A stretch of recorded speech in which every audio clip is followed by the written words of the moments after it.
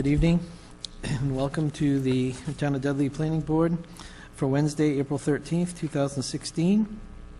Present this evening, Masha Wagner, Clerk of the Board, Sean Guerin, Member, Mark Mazziotti, myself, Guy Horn, Chairman.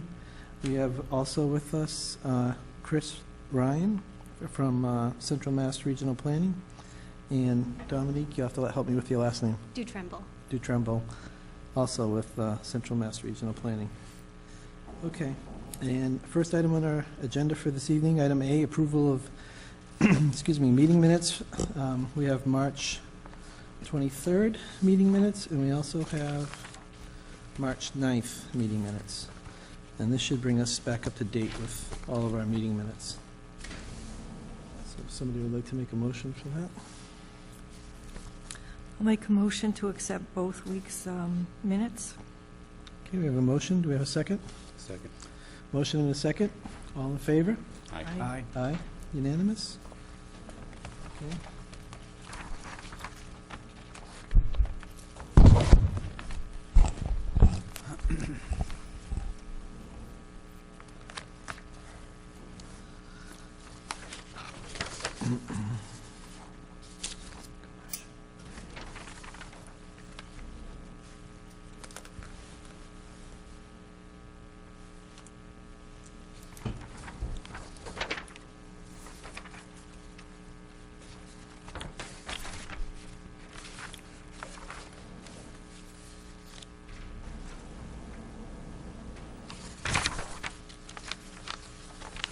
Did you hear from Tom? I didn't.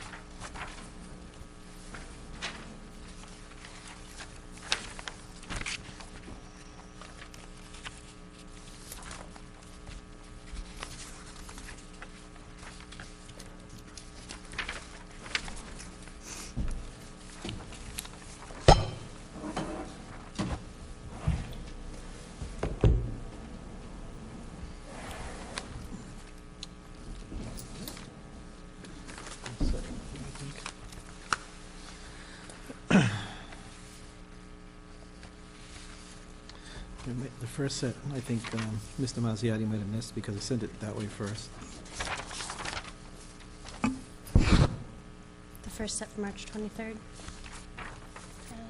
Yeah. What is that? That's the 9th. And 9th, yeah. This I one's got set. two. Mr. Mazziotti's name on That's that one? 23. He's on this one. It's, put them all to her.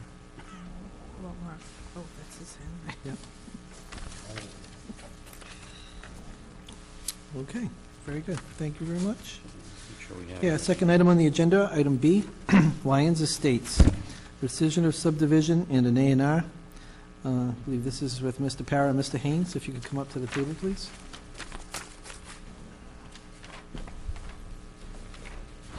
Both sets.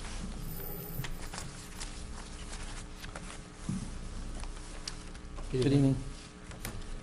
I think most of the members here were at least for part of the subdivision approval. And what we're looking to do is rescind the subdivision and to turn it back into one lot. Yep. So we have our A&R Form A. Looks like you're asking for two waivers.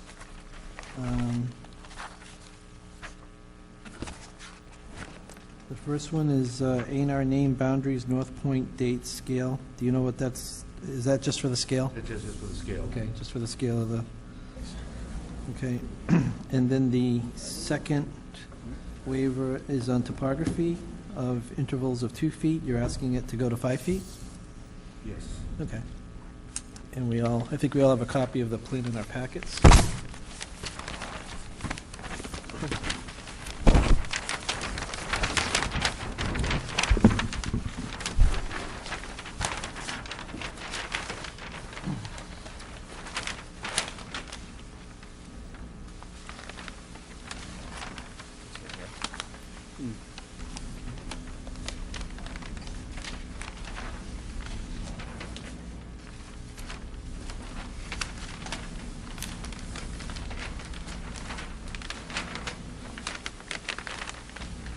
All right, I think it's pretty straightforward. Does anybody on the board have any questions? I know you just walked in. Hey, quiet. So, Tom, for your benefit, this is Lions Road Estates.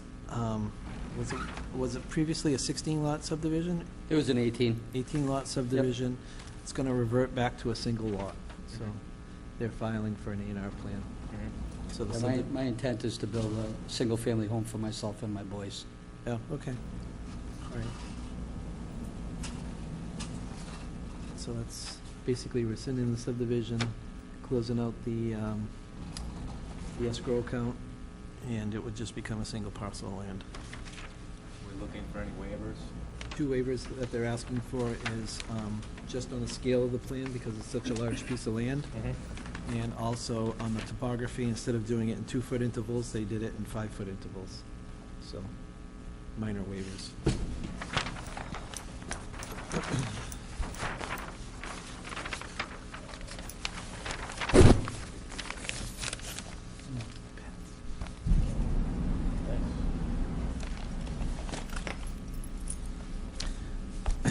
So as customary, we'll vote on the waivers first. If somebody would like to make a motion for the 2 waivers. Do we have the submission fee also? Yeah, did you collect a check for $100? Yes. Okay. Thank you.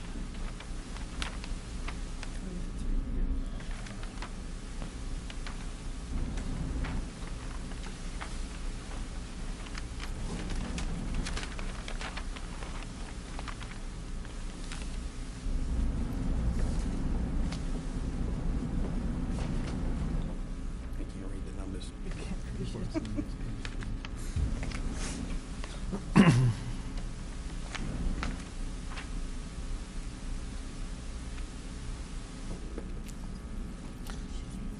Mr. Chairman, I'll make a motion, but I'm having a little trouble reading the numbers right now, so Okay.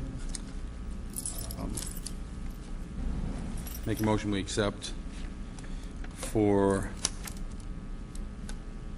Lions Road. Is there a number for Lions Road? 25 It's Lions like Road? 25, sure. Book number 50712,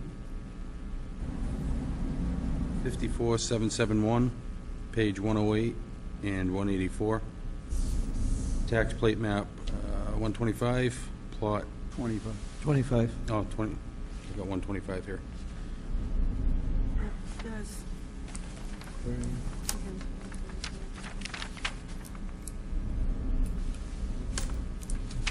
Put it on the next page. That's where the waivers are. That's what we're. Oh, I'm sorry, okay. Tax map 25. Parcel 24 point, is that an 8-1 or an 01? 01. 01? 24.18, 24.20.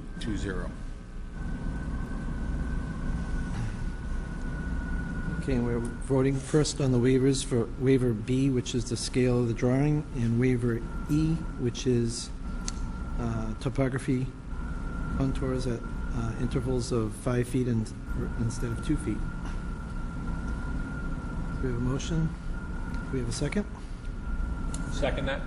We have a motion and a second. All in favor of the waivers? Aye. Aye. Unanimous? Okay, so now we would be looking for an approval of the A&R plan of land for 25 Lions Road. Make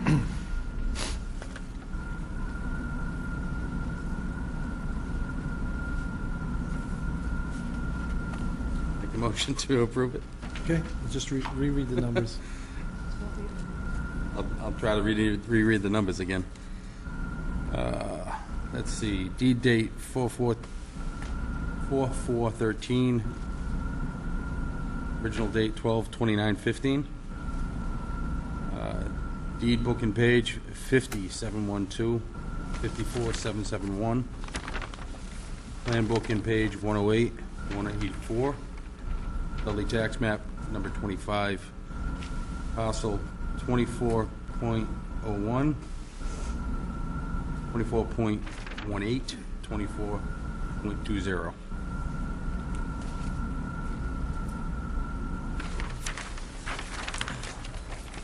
Mr. Farrar and Mr. Mazziotti just pointed out that the two different pages, the two different forms have two different numbers on the Dudley tax map. One says 25, one says 125. Do you know what it is for sure?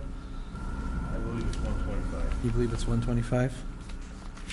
Okay, So in the motions, he's been reading 25. been reading 25, so we'll just, It is 125. it is 125. We'll just note that as an error. Okay, so we have a motion for the A&R plan of land on 25 Lions Road. Do we have a second? Second that? We have a motion and a second. Excuse me. Aye. Aye. Unanimous? Okay, so we're going to need to sign. Do you have the Mylar with you tonight? Right here. Okay. Did you need to vote on the return of the escrow? We'll do that right after this. And typically, we sign two sir. of the paper copies. I believe, again, one for the planning board office, and the other one's either town clerk or building department, I'm not sure. Okay, all of the paper copies that were given to us have been distributed in your sets of So if plans? we can have two of them signed. Just two of those, yeah. Yep.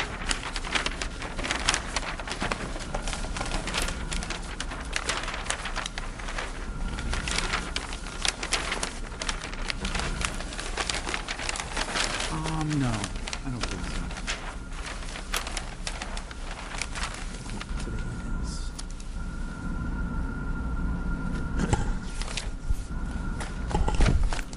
David, are you going to rescind the drainage easement on Lot B? Yeah, I mean, Didn't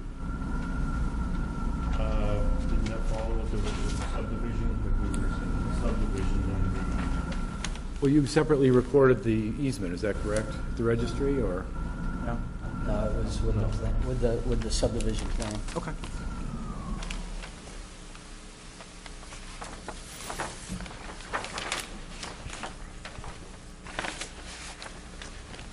Need to hit the eye doctor. Those cheaters aren't doing it. No? What do you got? What's the number? Huh? What's the number? 150, I think. It's one eye, so it really strains. Whoa.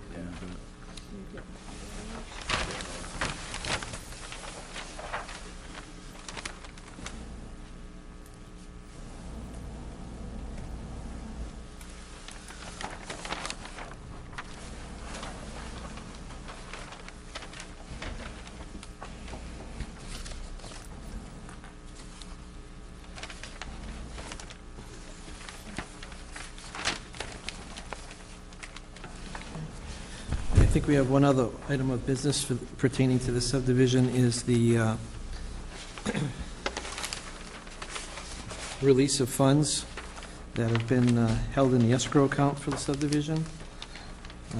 According to the form we have here, we have a remaining surety held of $2,400.03. So if somebody would like to make a motion to release those funds back to the developer.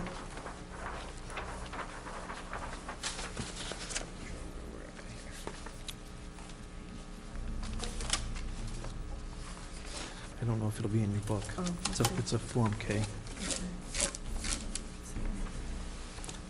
We're just going to release the surety amount of $2,403 back to Mr. David Haynes. I make a motion to release the surety amount in the amount of $2,403 to Mr. David Haynes. Okay, we have a motion. Do we have a second? I'll second that. We have a motion and a second. All in favor? Aye. Aye. Aye. Unanimous. So everybody needs to sign off on this if you don't mind.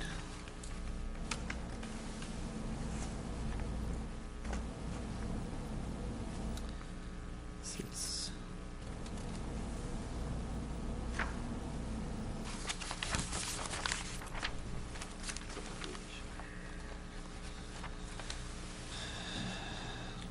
And I think that will take care of everything, right? Okay. Mr. Chairman, I'd just like to express my sincere thanks and gratitude to this board and also the past boards for working with me on this project. We started in 2007, thinking that it would be a developable parcel, and several years later, almost 9 years later, it's going to be a single-family house lot, which I'll be able to move back to Dudley with my kids. Okay. So I'm really happy. Thank you very much. Right, no problem. Welcome back. Thanks, Dave. What, do I need a copy of any of that? What you may want to do is, in order to get your escrow money back, what we'll do is we'll go down to the town clerk. Okay. We'll get it stamped, and then you can take it over to the town accountant, and she should be able to cut a check for you. Okay, that's fine. Okay? Thank you very much. Yeah, we'll be back on Tuesday. Okay, thanks, Right. Chris. Thanks. Okay, that takes care of item B. We're going to move on to item C, town planner job description. We did vote at our last meeting that the job description was approved, the rewritten job description by the town administrator. I believe that this week, you might know, Mark, the personnel board's got a meeting this week. I don't know. It's either this week or next week, and they are to approve that. We already approved it, the Board of Selectmen already approved it. They need to approve it. They're the last step, as far as I know, and then they can go ahead and post oh, would you know when the Personnel Board meets? The 19th? Okay. Would you mind?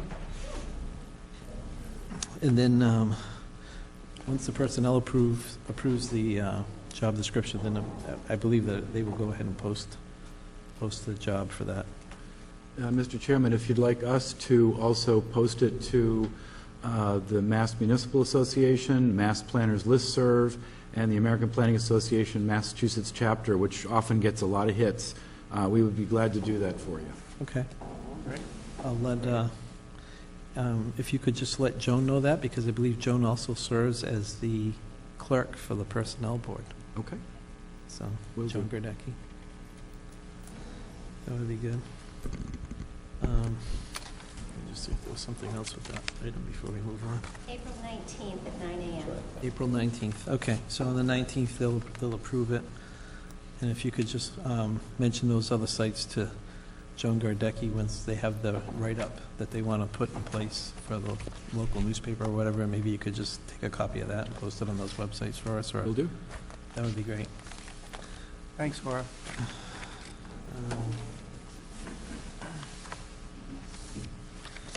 Okay. I think that's all we need to talk about on that agenda item. Moving on to item D, licensed residential animal kennel bylaw. And I think that's why our town clerk is here to see us tonight. So we are going to have, I believe, well, I think right now there's 4 articles on the warrant for the planning board, but I believe in the end we'll probably get whittled down to 3 articles. The one article that we had placed on the warrant was the solar bylaw amendments. The second article that we placed on the warrant with the help of the town clerk is the one I just described, the animal licensed residential animal kennel bylaw. So this is a change to an existing bylaw. There was a petition article for a zoning bylaw to be instituted in regards to cemeteries. And there's also a 4th article for street acceptance, but we haven't had any developers come forward with their as-built plans or requests to have a street accepted. So it's not really the planning board's duty to go out and shepherd that. They need to come in and ask us for that. And they also need to go to the Board of Selectmen because they're the highway commissioners, so they would do that. So we will have a public hearing on all the articles. That's going to be advertised, and we're going to have that, what was the date again on that? May 11th. May 11th. So we'll have a public hearing on May 11th for all 3 articles, if people want to come in and discuss them or have any points that they would like to add. Mr. Chairman, would it be premature if town planner had any comments on either of the other warrant articles at this time? No, you could. Okay, I did review the cemetery, or the citizens petition, and it effectively makes it extremely difficult, obviously, to establish any kind of private cemetery, if should that pass. So that may have been the intent, and if it was the intent, certainly it will do the job. The second thing is, in regard to the animal kennel bylaw, I would recommend, if it's not too late, to make one small edit to the language. If you take a look in your packet, on the first page of the animal kennel bylaw, you note that it shows the animal kennel as a permitted use all the way through, and that's what's being proposed. But there also should be, right now, as it currently exists in the bylaw, it's by special permit, and that special permit should be noted with a strikeout, showing that you're going from special permit to permit. So that's the only thing that I would edit on that. Okay, so that we could probably take care of that even at the town meeting as like a Scribner's error. I would imagine. Yeah, that's usually typical of how that goes. Or would you like to come up and speak about this? Maybe give some background on this, because I know we talked about it, and you seemed like you had the most knowledge. I agree, though. My intent was to get this in before the deadline and to put it before the board so that you folks could do what you do best, which is take a look and see where we need to tweak it and put a little bit more specificity in it. But I do agree, so that the people can see what we have now and what we'd like to go to. This is a residential kennel, not a commercial kennel, so this is for people that have pets. And right now, the only place where it is a permitted use is in business and industrial. So all those folks out there that have 4 Yorkies, they're in violation.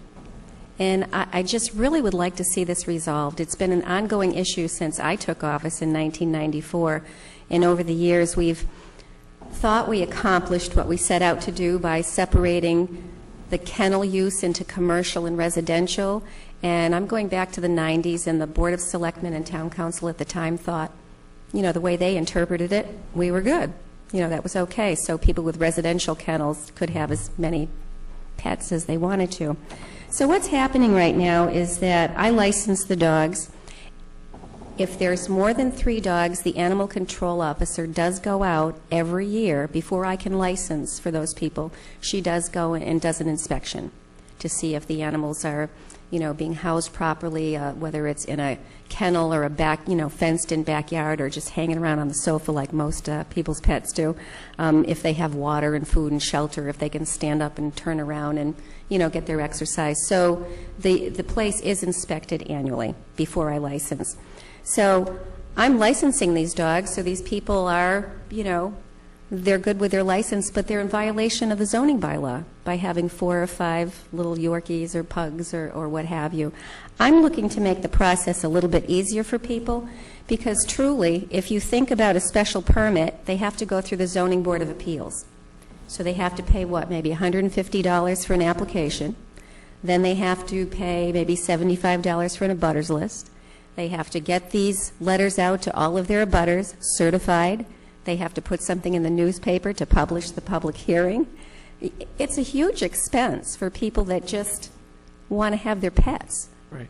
And I think it should be permitted with this footnote, and again, you know, feel free to tweak it and add whatever you feel is necessary.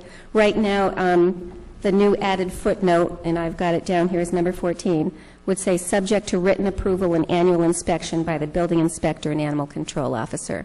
So it would be on an individual basis, and it certainly wouldn't stay with the property. You know, each homeowner would have to go, or tenant. You know, I mean, if your landlord thinks it's okay for you to have 3 little dogs or 4 little dogs or what have you, you know, you should be able to have them, especially if you're a good pet owner. I just think that it's extreme to make these people go through the Zoning Board of Appeals to have their pets. And I'm trying to rectify that situation. So I'm looking for your input. Okay. Has there been many instances of non-compliance Non-compliance in what way? in terms of inhumane conditions for the... No, I think we had, we were going along rather smoothly, thinking that all was well until, I don't know how many years ago now, maybe 5 or 6 years ago. We had a situation in town where somebody was running kind of an illegal fostering situation and had like 24 cats or something like that. And this zoning bylaw was pulled into play to, you know, get this woman under control with all her pets, and she had to get rid of the cats. But, you know, it's a shame to use that against Right. people who really are good pet owners, and they take care of their dogs and their cats, and they get them vaccinated, and they, you know, don't let them bark and go crazy or, you know, dig up people's gardens. It's just, I think it's an extreme way to handle the situation. I can see where, you know, you want to limit the dogs in certain situations, but, you know, most often what I'm seeing is people that have multiple pets. It's not like they don't have Great Danes and Dobermans and, you know, Huskies. They have Yorkies and Pugs and smaller dogs. And it would be on a, you know, the building inspector and animal control officer could look at the situation and say, you know, no, you know, you're in a studio apartment, you know, on the 3rd floor or whatever. There's 6 other people in your, you know, apartment building, and maybe it's not a good situation because you have 3 Dobermans and a Husky or whatever. So they could deny it, you know. So do they have jurisdiction over the amount of, or is 2 the limit and then 3 determines that? The zoning bylaw would not change. The amount of dogs, or cats you can have in one household right now is 3. Okay. And if you have more, you would have to go to the building inspector and the animal control officer, and they would do an inspection and either approve or deny. Currently, there is a residential kennel license policy on file that the selectmen created back in 2010, and I don't think you have a copy of that in front of you. But it does, they at the time, they put the maximum number of animals permitted under any licenses, determine it by property area, and they've got less than a ½ acre to an acre, 3. Again, you know, I mean, if this zoning bylaw is amended, I would take it one step further, and I would go to the Board of Selectmen to have them really reconsider these and update these, because, again, what if you're a tenant? Or what if you're renting, you know, a home and it's got a ½ acre of land? You know, are you really going to deny somebody their 4 little dogs? I think this really needs to be reviewed and taken out of the process of the Zoning Board of Appeals, which I find very cumbersome and expensive. And this would this also be like if you had mixed, because you mentioned it briefly, but if somebody had 2 dogs and 2 cats, they would be in violation? That's always been that gray area. Oh. You know, the zoning bylaw doesn't say, it just says 3 or more dogs or cats. So, I don't know, can you have 3 dogs and 3 cats and you're still good? It's one of those, I'm not sure. I wish I could answer you, but I really don't know. It's been a question of mine. And it's hard for me as somebody who is responsible for the licensing. It's like, well, okay, you're good, you've got your license, but guess what? You're still in violation of a zoning bylaw. We don't license cats in Dudley, right? No. Just the dogs. And if we did, I'd be running out of town. I have enough to do right now. Okay. Not yet, though we have tried it over the years. It's been proposed at least 2 town meetings that I can think of, and then it was passed over for further information. Okay. But, you know, certainly I just wanted to come and give you a little bit of background on it, and I know you have to have your public hearing, and just wanted to let you know where I was coming from with this and why I put it forward. So unless you have any questions for me? I think we're all set, but we would hope you'd come back for the public hearing. I certainly will. Thank you. All right, thank you very much. Thanks. Thank you, Aura.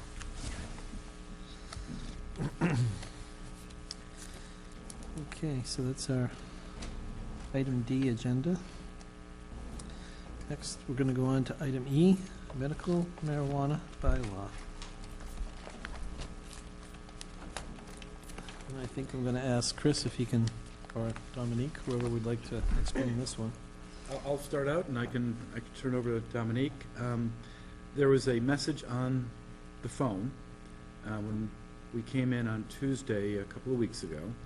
A gentleman by the name of Christopher Costa out of Pittsfield, Massachusetts, an organization called Healthwise, Inc., a nonprofit that is interested in establishing dispensaries throughout the state. I think they can have up to 3 as an organization, according to the medical marijuana law. And so initially, I tried to see if there was anything in the bylaws that addressed it. I think I contacted Guy. Nothing specifically. I contacted the town of Bedford, another community that did not have any bylaw, and asked them what they did. And essentially, what it defaults to is any reasonable use that is a good fit in the districts that are in the community. So, for example, a dispensary would be a retail use, and any districts that would allow retail uses, if the dispensary fit the characteristics, then they would be permitted in those districts. And I believe in the planner's report, I've noted for you the different districts in Dudley that that would be permitted.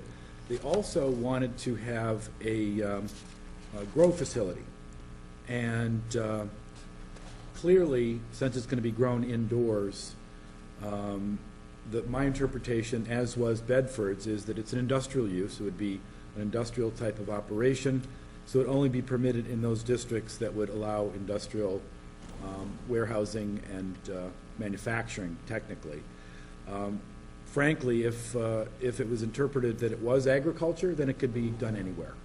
And I'm certain that that would be a big concern for any community, that would be the interpretation for it. But I do believe that more broadly around the state, that the grow facilities are more industrially oriented. So the combined facility would have to have permitted uses in that district of retail and industrial. And also note that most grow and dispensary facilities also do processing. There's no point in growing, shipping off-site, processing, and then bringing it back to the exact same location. So the assumption would be that there would be processing at that location as well. And therefore, we also looked into the zoning bylaw for industrial processing. So that is in the planner's report as well. I spoke to the current contracted planner in Spencer, who is actually a PVPC employee. And he told me about PVPC's model bylaw, and he sent it to me, and it is in your packets for your consideration. I've read it. Dominique has read it. I found it to be a pretty good model, probably something that if you were interested in putting a bylaw in place to be further protective and further, channeling of where these uses could potentially go, maybe something that you might want to consider at some point, perhaps fall, maybe next spring. But I did follow up with Mr. Costa. I did call him back.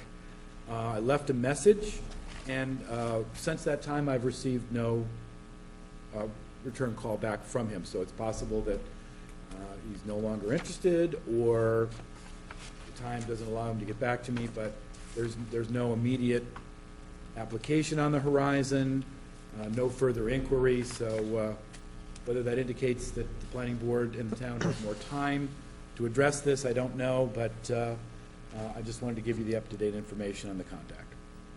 Okay. Well, I think, given the current situation, I don't think we'll have time to put this in obviously for the May town meeting, because the warrant is already closed on the 9th, I think it was, or April 8th, somewhere around there. But I think we need to definitely look at this and have something ready to go into place, or make a recommendation to the town for the fall town meeting. Because this is, I believe, similar to the situation we had years back when there was no adult entertainment district in town, and basically without you designating a district, those establishments could be placed anywhere in town that was basically where a bar was allowed or anything like that was allowed.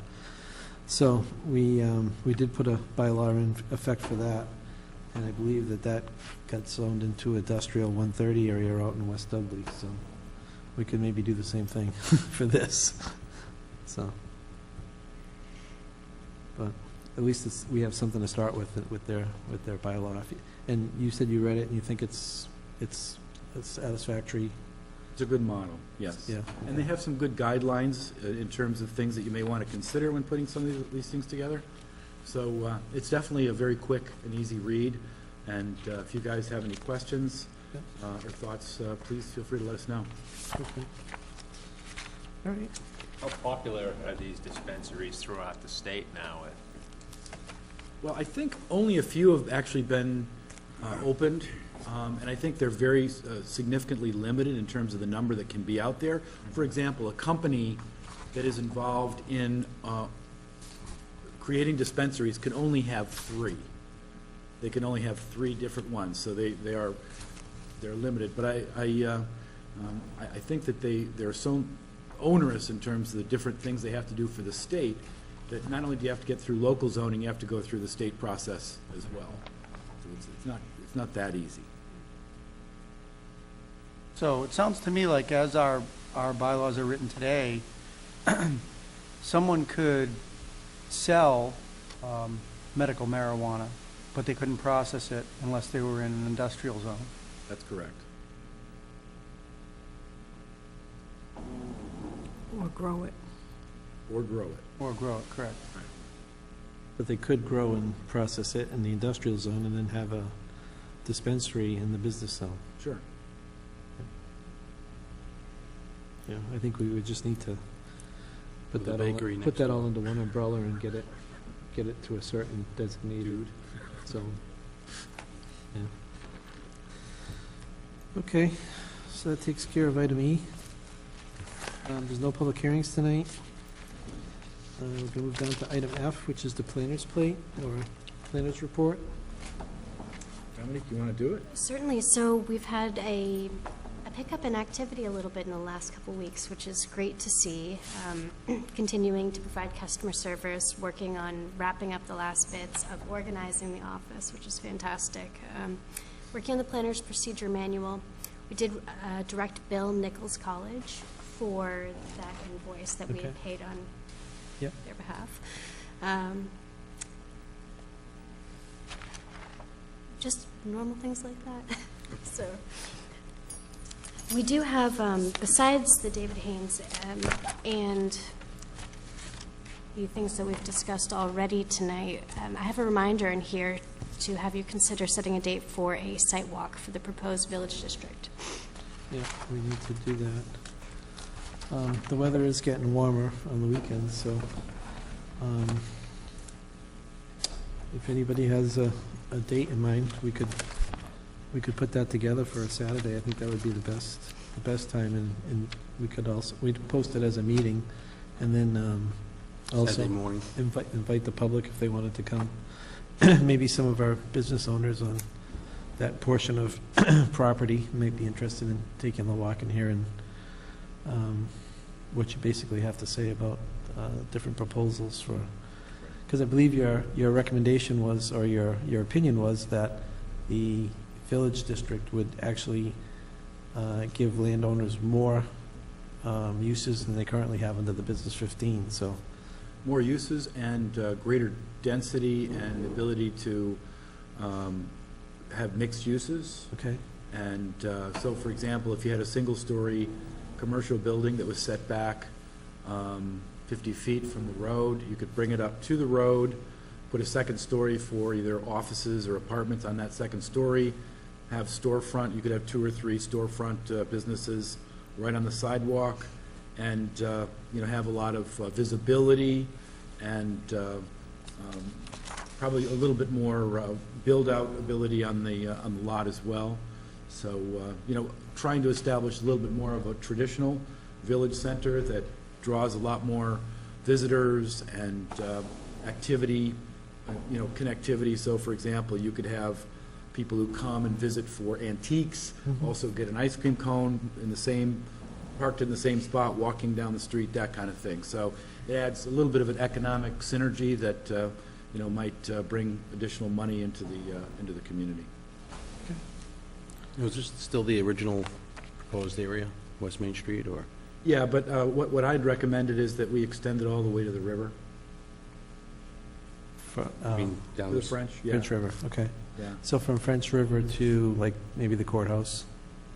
Yeah, I think it's about a mile in length. But you guys, I mean, honestly, one of the purposes of the site walk is to maybe either limit the length Yeah. or to maybe break it up into more logical activity areas. For example, if you take it from the river to maybe this building right here, that might be a single activity center. And you might say that maybe another one is where there's more of a concentration, like a intersection. A lot of times they make sense at intersections, but it's up to your vision. It's the community really needs to think about how it wants to kind of flesh out that kind of development. And if you want to leave sort of the automobile-oriented drive-through front parking uses sort of in the areas between intersections, that may be a logical thing not to put the overlay over that area. But again, the walk is intended to kind of think about where you might want to see that kind of development occur. Okay. And you just mentioned the word overlay. Would that be an overlay district over the Business 15 district, the village district? Would that be how you would think that would be enacted or adopted? Well, you could do it either way. You could do it as an overlay, and the benefits of the overlay is that it's easier to establish an overlay because you don't have to worry about nonconformities. The problem comes in is you have two different sets of regulations. People get confused. It's just a lot of regulatory stuff that people have to get straight. Usually the only people that can figure it out. Oftentimes, even we can't figure it out. It's the applicant hires an engineer, a planner, an architect, and they usually are able to kind of work it out the best they can. But again, it's easier to establish the overlay. If you go to a base zone, it becomes simple because you have one set of regulations. You don't have to worry about overlay versus underlying. The problem is nonconformities. What happens is if you change one base zone to another, automatically a number of uses or properties become nonconformities. But in many cases, those nonconformities really aren't punitive because usually if you can develop more on the property than you could before, from an economic standpoint, you could actually make more money. It just means that in some cases you can't do certain things, like, for example, in the village district overlay, you probably want to say no drive-throughs because that kind of defeats the purpose of that kind of physical configuration. So if you already have a drive-through in that area, then it's possible they can't expand the drive-through or reconfigure the drive-through. That may mean that you want to say, you just apply the overlay to certain parts of the area that we've considered that make the most sense to develop that way. Okay. So you could, like I said, you could do it either way. Okay. That's a good point. All right, so I think we should, I don't know, what's the board's pleasure? Do you want to set a time or a date for that walk now, or do you want to do it at the next meeting? Yeah, well, we keep Pushing it we off. bring it up every week. Yeah. And I think we should just shoot for a date. Okay. I just question West Main Street as a whole. I'm sure there's a couple of areas we could possibly do it, but, I mean, state highway, it's tough enough just to cross the street as it is now, and then having on-street parking, if that was in there. It's just a tough road. On-street parking would be difficult. I know that the state is engaged in the Complete Streets program. They're trying to look at ways to make their highways a little bit more amenable to this kind of development. So that's an ongoing process. Have you guys been involved in the Complete Streets program at all? We haven't. I was at the CMRPC meetings when that came up. West Main Street's probably the only street in question, and it's narrow as it is. There are established homes with sidewalks. I don't see us widening that street. Mm-hmm. I mean, the Complete Street allows for public transportation vehicles and bicycles. I don't see that happening on West Main Street. Well, it's intended to include it if it's applicable, but I would think a community like Dudley, some of those elements probably wouldn't be reasonable, but Complete Streets is more, it actually is supposed to adapt to the type of town that you are, so whatever solution that would be come up with would be based on your town, not a one-size-fits-all. So people would come in and they would talk to you about what kind of changes you'd like to see made. Do you want to accommodate bicycles or don't you? Do you want to make sidewalks, ADA compliant? What it's intended to do is it's intended to sort of complement this type of village center overlay type of thing. And it may be that in the end, you determine if you do want to utilize the village center overlay or base zone, maybe there's only a very small portion of West Main that you'd want to apply it to, maybe 3 or 4 blocks, and that would be fine. I think the full extent that we've mapped out so far is probably too much. And I do think there are some areas of West Main that probably wouldn't be a good fit for it. But again, that's what the purpose of the walk is for. Okay. I'd love you to just grab a coffee one morning, just sit out in the parking lot and just watch the traffic, seriously. Oh, yeah. Because they fly through here. Sure. I mean. I know in Northbridge, I don't know if anybody's been in Northbridge lately, but a few years back they did do, they did actually made, I think it's, I don't know if that's Main Street or Church Street, but one of the streets where. Church Street, they actually narrowed it a little bit and took away some on-street parking and put out like park benches and street trees and like little mini parks inside the neighborhood there. And I think in general, obviously the townspeople voted for it, so they wanted it. But I think some of in general, I think some of the businesses that were there were actually put out by it because they may have had parking right in front of their business prior to this and then lost some parking. And so the people were having to either park around the back of the building or at a municipal parking lot and walk, or at another retailer's location and walk to their location. So I know that there was some businesses that weren't happy because that was a very tightly congested area. And they, doing this, they actually made it, I'm not going to say worse, but they definitely limited the number of parking places that were there. And, but they did try to make it more pedestrian friendly, slow the traffic down, because you actually almost had to like weave in and out to go through there. Before it was just a straight shot, and they kind of made it so you had to make slight turns to go through that area. I mean, I think in general what they plan to do, I think it did work. Like I said, whether or not all the existing businesses were happy with it. Well, I think one of the issues is that I think if you want to have this kind of district, you absolutely do not want to eliminate parking spaces. Absolutely do not. Parking right in front of the business is crucial to the success of that kind of district. Okay. I think maybe the reason that occurred in that application is because there was already an existing physical building fabric and you really didn't have much room to play with, so that's why they expanded it out and put the street furniture there. Here you've got a blank slate, and I don't think that there'd be the need to do anything to narrow or widen the road. I do think you can expand sidewalks. You could probably bring buildings closer to the to the curb, but I also think that you can probably provide a lot of parking in side and rear yards as well to facilitate that kind of development. Again, I don't know if you guys like the design speed of West Main as it goes out toward Connecticut, but certainly there are ways of traffic calming if you wanted to utilize them. Some of them include the meanders, but I don't like that solution, frankly. I think some of them, like neck downs, might be good, and you don't lose parking spaces if you do that.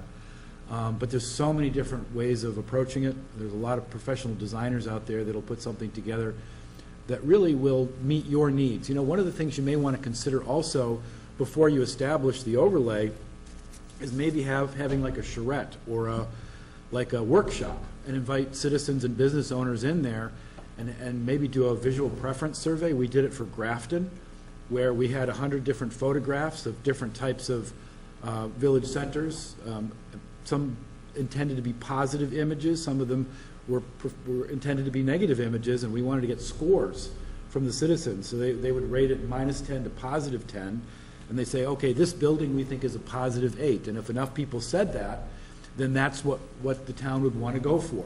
If enough people said, you know, this 1950s gas station with the, you know, rusty pipe fence out front, you know, that probably would elicit a negative score. We'd like to see some of that kind of not in that area. So it's up to you, but certainly there are a lot of things that we could do to get input from citizens and businesses to maybe see what they'd like out there. Okay. We could, I mean, we basically have through the end of the year, so we could put any of these things together for you if you wanted to do that. Okay. Does somebody have a calendar? I didn't bring it with me. Yeah, so April? We can probably May. Just don't see it happening on West Main Street. Maybe a certain small part of it. Mother's but- Day. The 8th.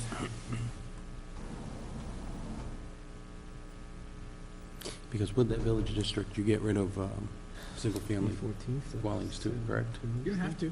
No, They no. recommended against it. We put it in the model because in many cases, a lot of village centers, What time? you know, the single-family home just isn't the highest and best use from a business standpoint.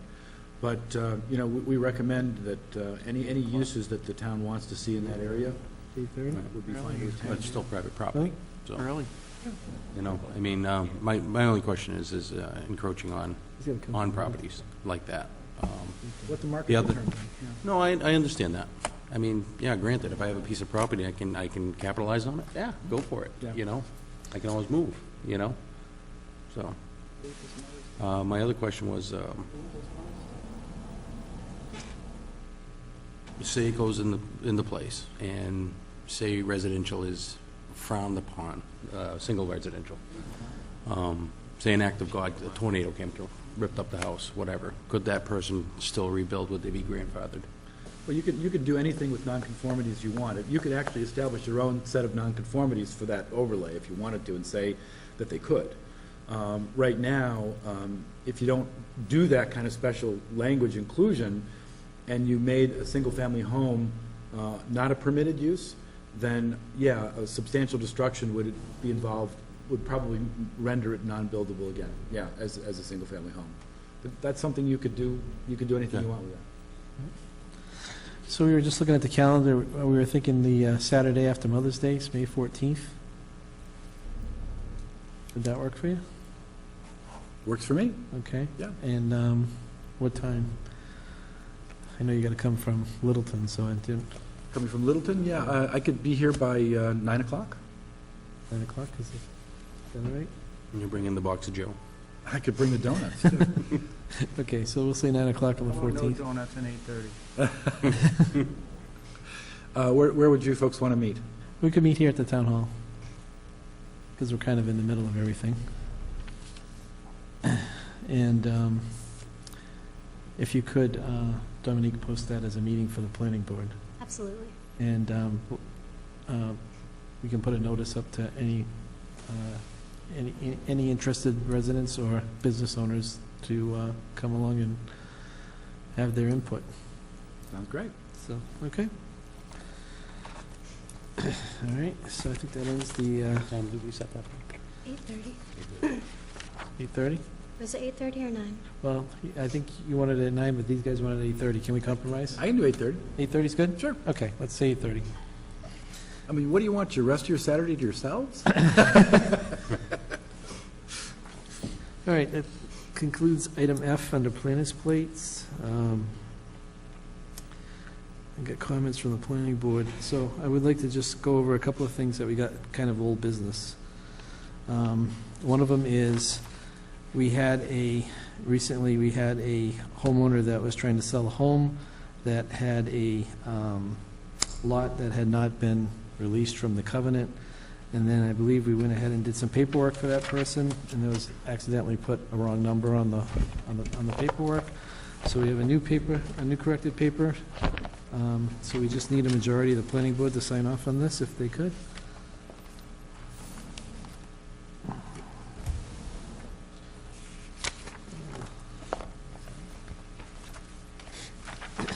That's one of them.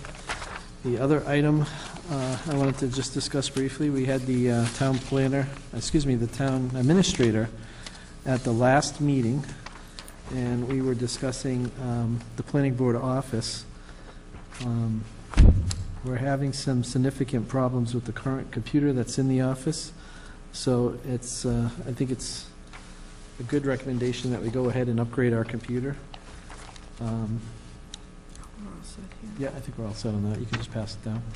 So we have, from what I understand, I sent the email off to the town administrator. We have the funds.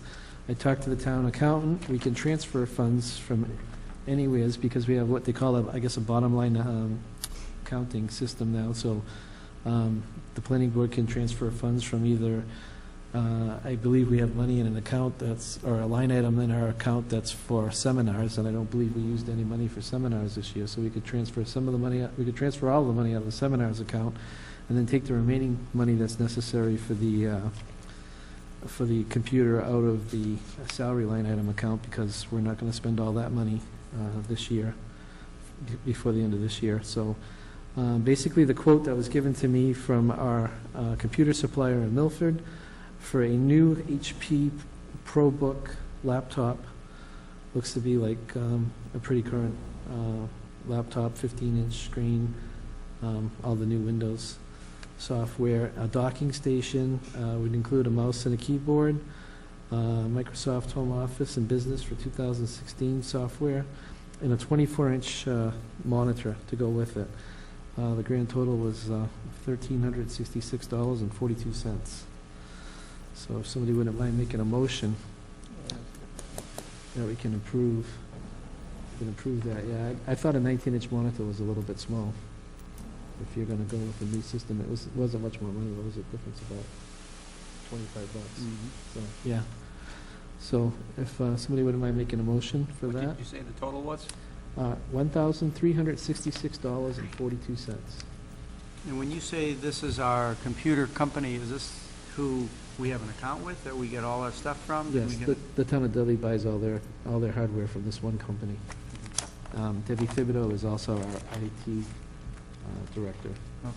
So she got the quote for us, and she would also put the order in for us once we approve it.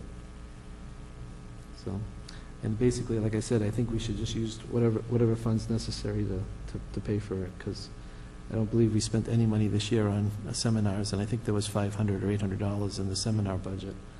And there's definitely going to be money left over in the salary line item. And I think if we start off with a new person, it's, if we give them a brand new computer, they don't have any email issues, their life should be better than trying to start a new job with a computer that doesn't work properly.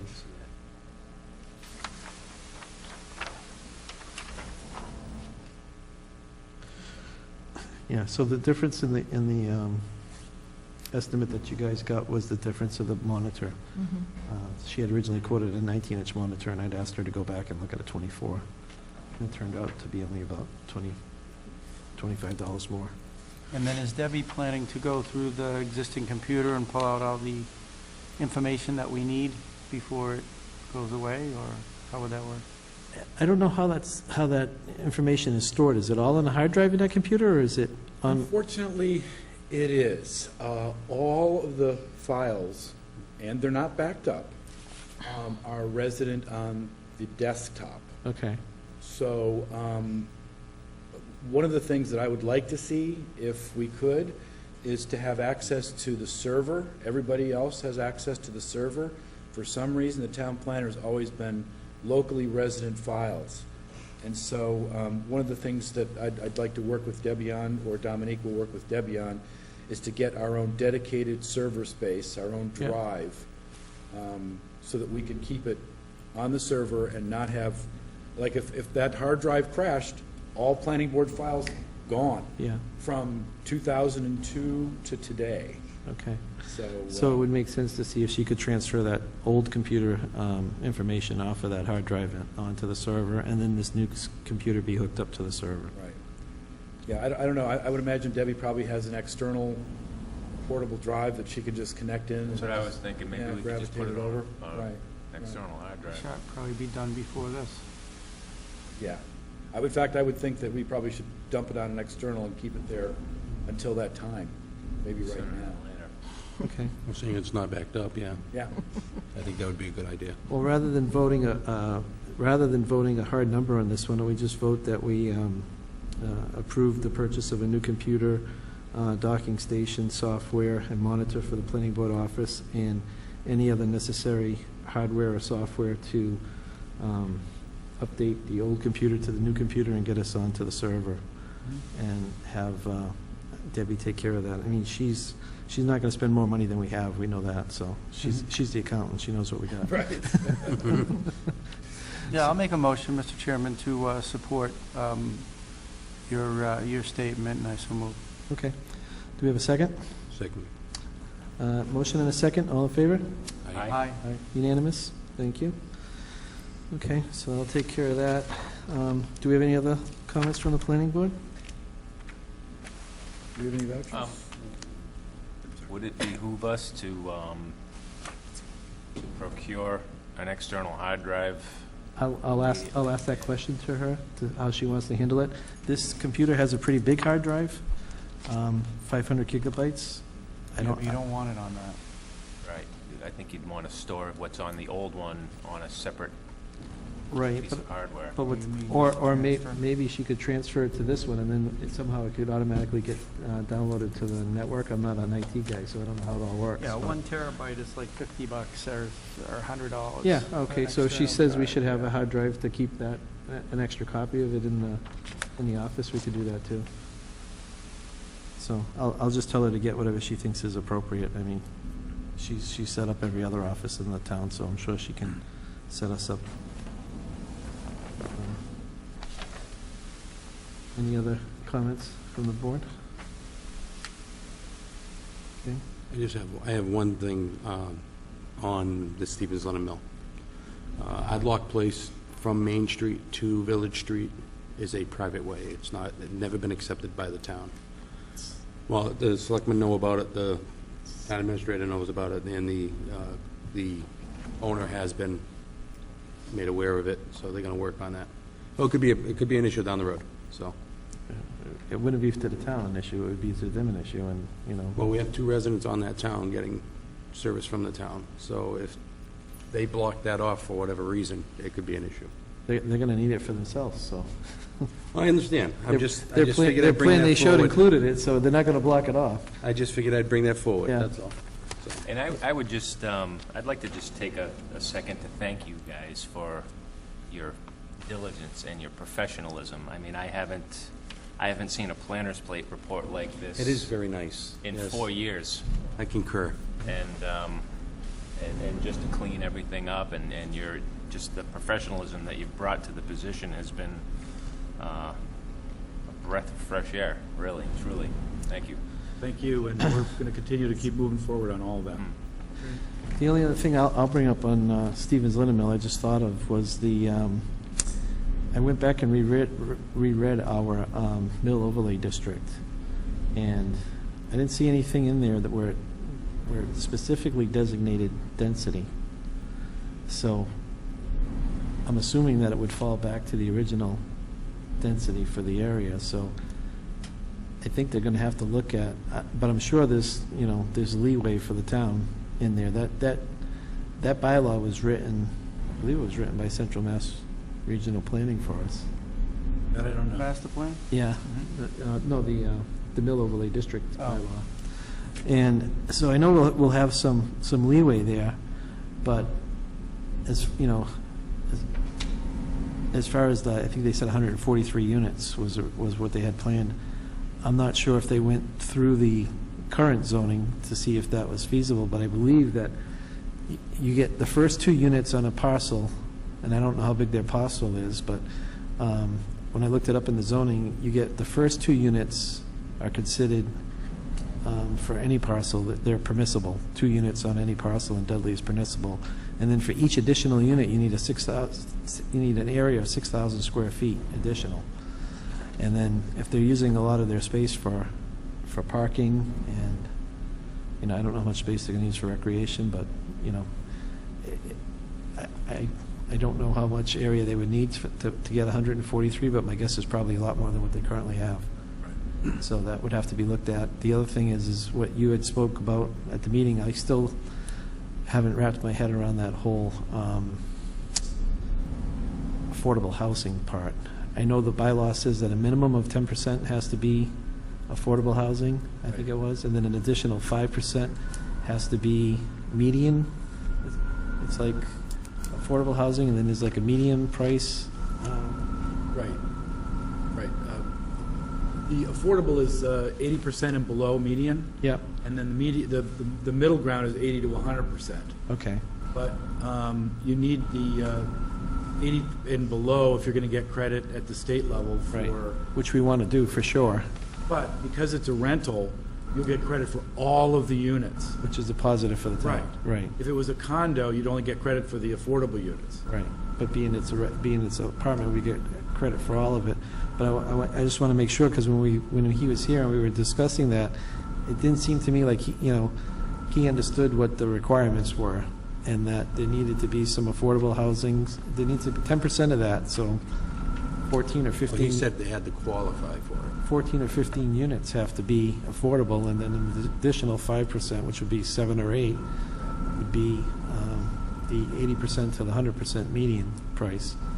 And then the rest of it, they can price wherever they want to, but obviously they're going to price it so that it rents.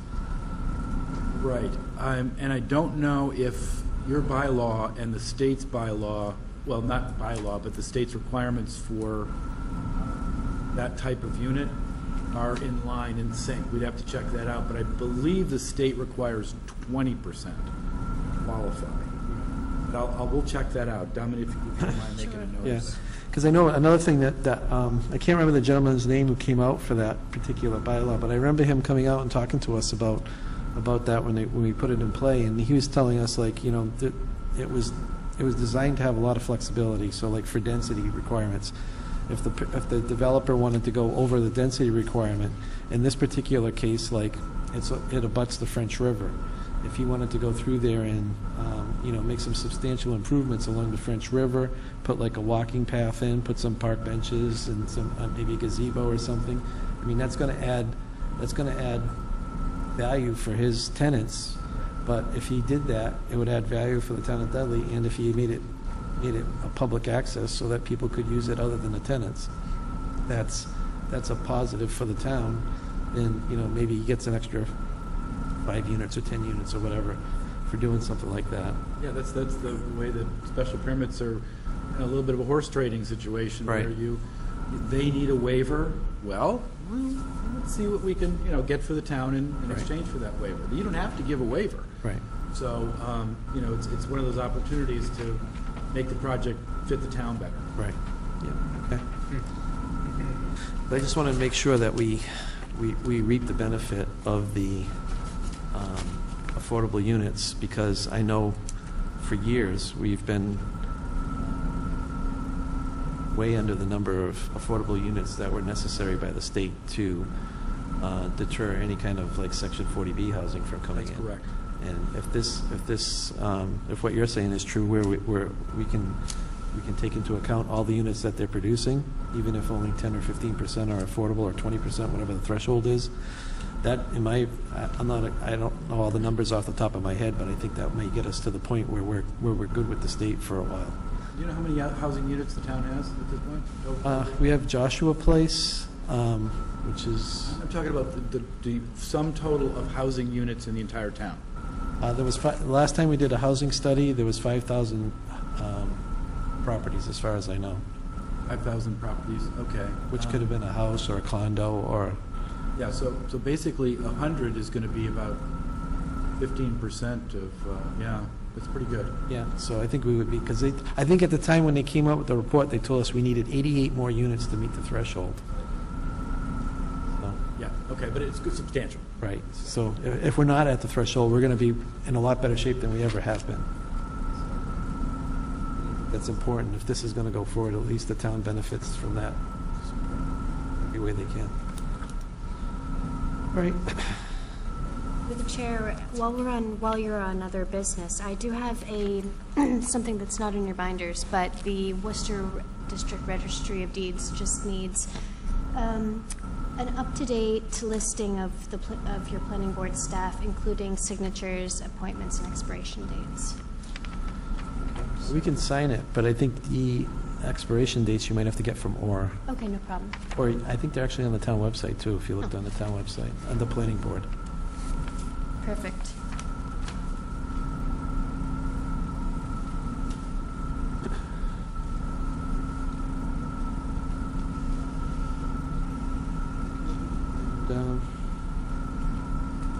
Under the other business, I see that was all the other business taken care of under the other business?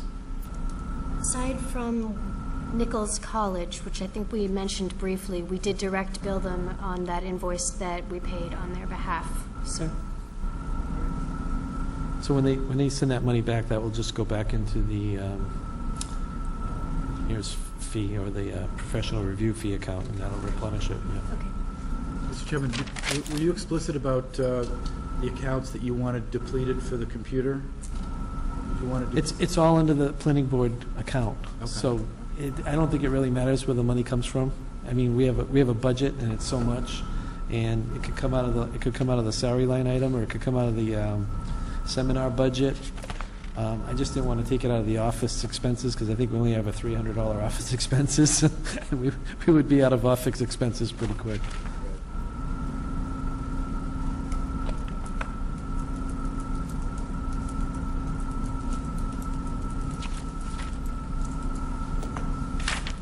We do have a good amount of notifications from other towns this week, including some minor bylaw changes in the town of Charlton. Yeah, we just include correspondence and put it in your packet each meeting, so in case you have any question on it. Appreciate it. It's good. It's good. Thank you.